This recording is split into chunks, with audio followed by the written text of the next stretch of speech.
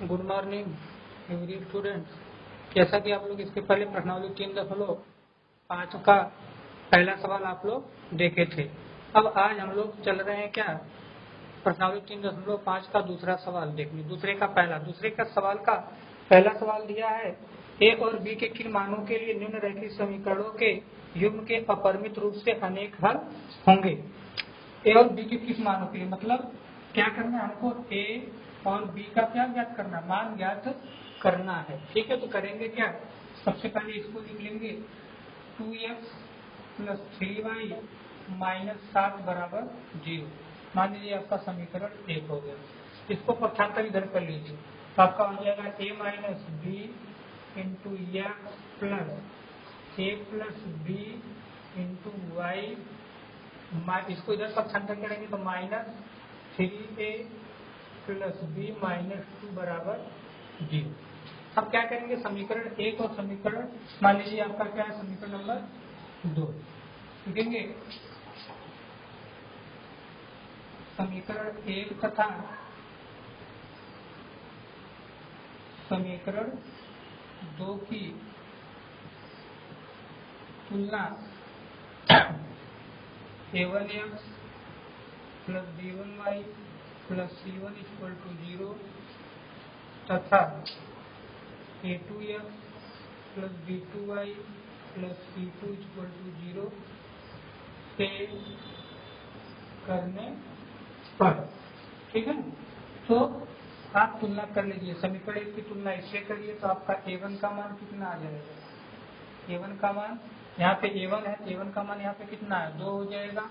और फिर b1 है तो b1 बराबर आपका कितना हो जाएगा, 3 हो जाएगा। फिर c1 बराबर आपका -7 हो जाएगा। ठीक है, इसी प्रकार से जब इसकी तुलना इससे करेंगे तो आपका क्या हो जाएगा, यहाँ पे a2 का मान, a2 बराबर कितना हो जाएगा, a - b। फिर b2 बराबर आपका यहाँ पे कितना है, a + b हो जाएगा। और फिर यहाँ पे आपका c2 बराबर आपका पूरा माइनस कोष्टक के अंदर 3a + b - 2। अब क्या करेंगे, कार्य अपरिमित रूप से अनेक हल होने के लिए हमको a और b का मान ज्ञात करना है। तो उसके लिए करेंगे क्या, अब गुणांकों का क्या निकालेंगे, अनुपात, मतलब a1/a2 बराबर a1 का मान आपका 2 है और a2 का मान आपका a - b है। इसी प्रकार से b1/b2 बराबर b1 का मान आपका 3 है और b2 का मान आपका a + b। फिर c1/c2 बराबर आपका -7 c1 का मान और c2 का मान आपका क्या हो जाएगा, -3a + b - 2। माइनस से माइनस कैंसिल हो जाएगा तो आपका बचेगा 7/3a + b - 2। ठीक है, अब देखिए, अब फिर अपरिमित रूप से अनेक हल होने के लिए कहा है। तो अपरिमित रूप से अनेक हल होने के लिए क्या कंडीशन होता है, a1/a2 बराबर b1/b2 बराबर c1/c2। जैसे आपको बताया गया था बहुपद में, रैखिक बहुपद में, कि आपका क्या होता है कि जब आपके एक अद्वितीय हल होता है तो वहां पे कंडीशन क्या होता है, a1/a2 does not equal to b1/b2 does not equal to c1/c2। जब ये आपका कंडीशन होता है तो उसका क्या होता है, एक अद्वितीय हल होता है। जब आपका a1/a2 बराबर b1/b2 बराबर c1/c2 होता है तो अपरिमित रूप से अनेक हल होते हैं। और जब a1/a2 बराबर b1/a2 does not equal to c1/c2 होगा, तब उसका क्या होगा, कोई एक भी हल नहीं होता है। ठीक है, अब क्या करेंगे, जब आपका एक कंडीशन है तो अब इसका अनुपात निकालेंगे। क्या निकालेंगे, अनुपात। जब अनुपात हो जाएगा तो आपका क्या हो जाएगा, आपका हो जाएगा a1/a2 का मान कितना है, 2/a - b बराबर b1/b2 का मान आपका इतना है तो 3/a + b बराबर c1/c2 का मान कितना, 7/3a 3a plus b minus 2। अब देखिए करेंगे क्या, करेंगे क्या कि एक बार इसकी तुलना इससे करेंगे, फिर इसकी तुलना एक बार इससे करेंगे। तो जब इसकी तुलना इससे करेंगे, ठीक है, तो क्या हो जाएगा आपका 2 बटे a माइनस b बराबर, इसकी तुलना इससे किया जा रहा है तो आपका हो जाएगा 7 बटे 3a प्लस b माइनस 2। अब कुछ नहीं करना, तिर्य गुणा करा देना, इसका गुणा इसमें और इसका इसमें। तो जब तिर्य गुणा कराएंगे तो यहाँ पे चला जाएगा, तो हो जाएगा 2 कोष्टक के अंदर 3a प्लस b माइनस 2 बराबर 7 कोष्टक के अंदर इसका यहाँ पे गुणा होगा तो a माइनस b। इसका सब में गुणा करा देंगे 2 का, तो 3 दूना 6a प्लस 2b माइनस 2 दूना 4 बराबर 7a माइनस 7b। ठीक है, अब क्या करेंगे,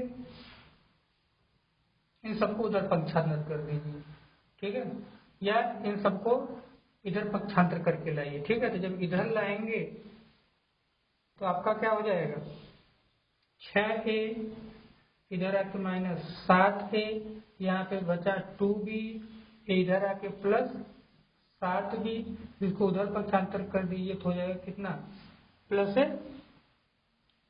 4। ठीक है, कितना हो जाएगा 4। अब बिरादरी बिरादरी ढूंढिए, इसमें से इसको घटाओगे तो माइनस a, ठीक है, माइनस a, और इसको जब जोड़ोगे तो प्लस 7 2 9 b बराबर कितना हो जाएगा 4। मान लीजिए आपका समीकरण नंबर 3 आ गया। ठीक है, अब इसी प्रकार से जब इसको और जब इसको मतलब 3 बटे a प्लस बी बराबर 7 बटे 3a प्लस b माइनस 2 की तुलना करोगे तो यहाँ पे लिख लीजिए, आपका हो जाएगा 3 बटे a प्लस b बराबर 7 बटे 3a प्लस b माइनस 2। तिर्य गुणा, जब तिर्य गुणा कराओगे तो आपका यहाँ पे 3 तरीका 9a प्लस 3b माइनस 3 दूना 6 बराबर, इसका इसमें गुणा तो 7a प्लस 7b, सबको इधर पक्षांतर कर दीजिए तो आपका हो जाएगा 9a माइनस 7a, यहाँ पे बचा 3b, इधर आके माइनस 7b बराबर, एक उधर कर दोगे 6, घटा दोगे तो आपका 2a, बिरादरी बिरादरी घट जाएगा, a भी बिरादरी बिरादरी है, इसमें इसको घटाओगे तो आपका माइनस 4b बराबर कितना 6। इसमें से 2 कॉमन ले लीजिए तो a माइनस 2 दूना 4 2b बराबर 6, काट देंगे 2 तिहाई 6, तो a माइनस 2b बराबर कितना 3। ये आपका समीकरण नंबर कितना हो गया 4। अब समीकरण 3 और समीकरण 4 को हल करेंगे तो हमको a और b का मान निकल कर आएगा हमारा। ठीक है, इधर मिटा रहे हैं,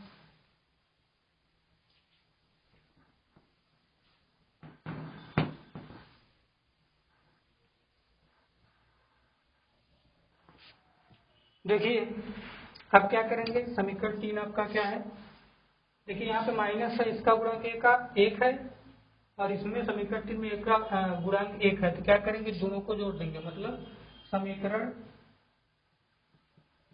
3 प्लस समीकरण 4, तो आपका माइनस a प्लस 9b बराबर 4, और वहां पे आपका दूसरा चौथा समीकरण है आपका a माइनस 2b बराबर 3।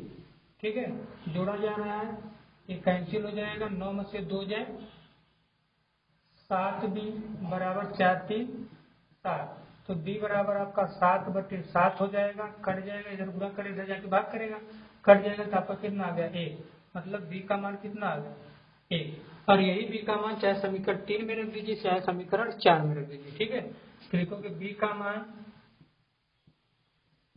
समीकरण 4 में रखने पर रख दीजिए, समीकरण 4 में, तो समीकरण 4 का आपका क्या है, a माइनस 2 गुणे b का मान 1 बराबर 3, तो a माइनस 2 बराबर 3, तो a इधर जाके प्लस हो जाएगा तो 3 प्लस 2, तो a बराबर कितना आ जाएगा 5। हमको इसी ए और बी का मान ज्ञात करना था, अर्थात हमारा क्या आ गया, ए बराबर 5 आया और बी बराबर कितना आ गया 1। यही हमारा क्या हो जाएगा आंसर। मतलब क्या है, ए और बी के ए बराबर 5 और बी बराबर 1 के लिए यह रैखिक समीकरण के युग्म के अपरिमित रूप से क्या होंगे, अनेक हल होंगे। ठीक है, तो हमें उम्मीद है कि आपको समझ में आ गया होगा ये सवाल। ठीक है,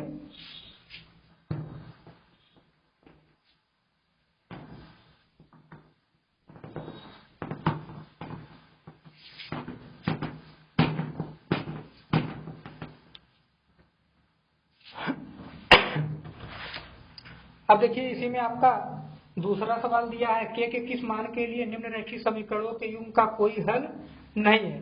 तो आपको समीकरण दिया है कि 3x प्लस वाई बराबर 1, 3x प्लस वाई बराबर कितना दिया है 1, और दूसरा समीकरण दिया है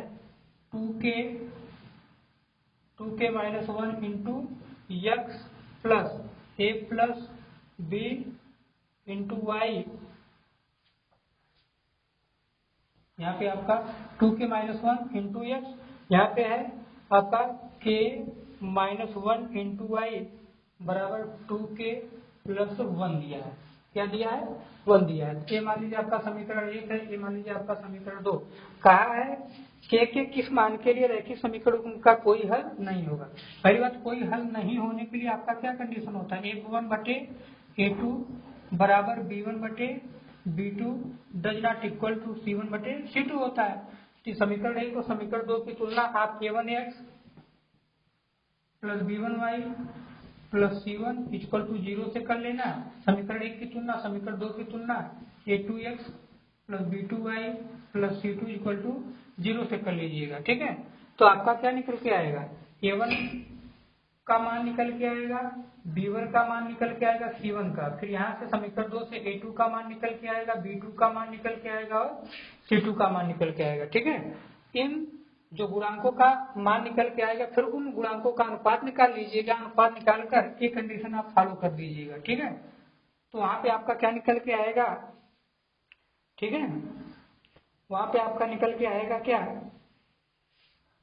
k का मान ज्ञात करना है तो इसकी तुलना एक बार इससे करा देना, इसकी तुलना क्या करा देना, इससे करा देना, a1 बटे a2 b1 बटे b2 से तुलना करा देना। तो वहां पे आपका k का मान क्या होगा, निकल के आ जाएगा। आपको इसकी तुलना इससे नहीं कराना, खाली a1 बटे a2 बराबर b1 बटे b2 का जो मान आएगा इसमें रख कर दोनों का हल कर देंगे तो आपका k का मान निकल के आ जाएगा। ठीक है, अब देखिए तीसरा सवाल दिया है। तीसरा सवाल दिया है क्या,